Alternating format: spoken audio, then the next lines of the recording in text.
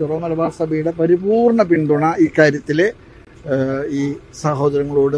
ഇവിടെ സഭയുടെ അടിസ്ഥാനത്തിൽ എന്നതിനേക്കാൾ ഇതൊരു മനുഷ്യന്റെ പ്രശ്നമാണ്. ഇവിടെ ഈ പന്തലിൽ ഇരിക്കുന്നവര് ഈ പള്ളിക്കാരുമായി ബന്ധപ്പെട്ടവരാണെങ്കിലും ഈ പ്രശ്നത്തിന്റെ കഷ്ടപ്പാട് അനുഭവിക്കാൻ പോകുന്ന സാമാന്യ ജനങ്ങളാണ്.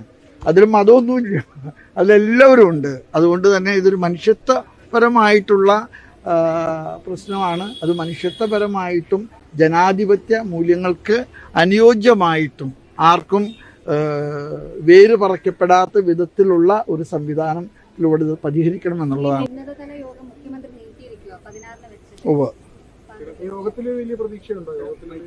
അല്ല, പ്രതീക്ഷ ജനാധിപത്യത്തിലും ഭരണഘടനയിലൊക്കെയാണ് പ്രതീക്ഷ, മനസ്സിലായോ?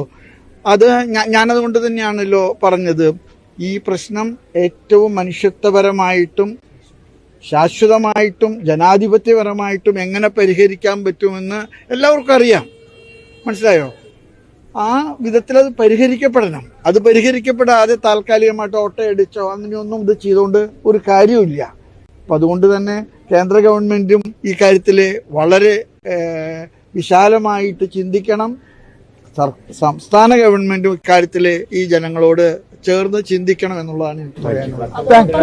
ക്രൈസ്തവ പുരോഹിതർ ഇവിടെ വന്ന് ഒരു വർഗീയതയാണ് ഉണ്ടാക്കുന്നത്, അല്ലെങ്കിൽ വർഗീയ പരാമർശങ്ങൾ നടത്തുന്നു എന്ന് വഖഫ് മന്ത്രി ഇന്നലെ ഒരു പ്രസ്താവന പറഞ്ഞിരുന്നു.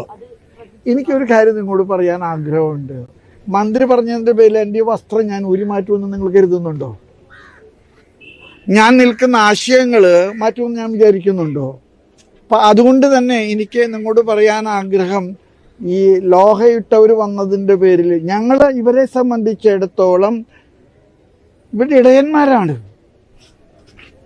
ഞങ്ങള് നേതൃത്വം കൊടുക്കുന്ന ഈ ജനങ്ങൾക്ക് അനുഭവപ്പെടുന്ന കഷ്ടപ്പാടുകള്, ആ പ്രശ്നം പരിഹരിക്കാനായിട്ട് ഇവരുടെ കൂടെ ഞങ്ങൾ നേതൃത്വത്തിൽ നിൽക്കുന്നില്ലെങ്കിൽ ഞങ്ങൾ ഒറ്റുകാരാകും.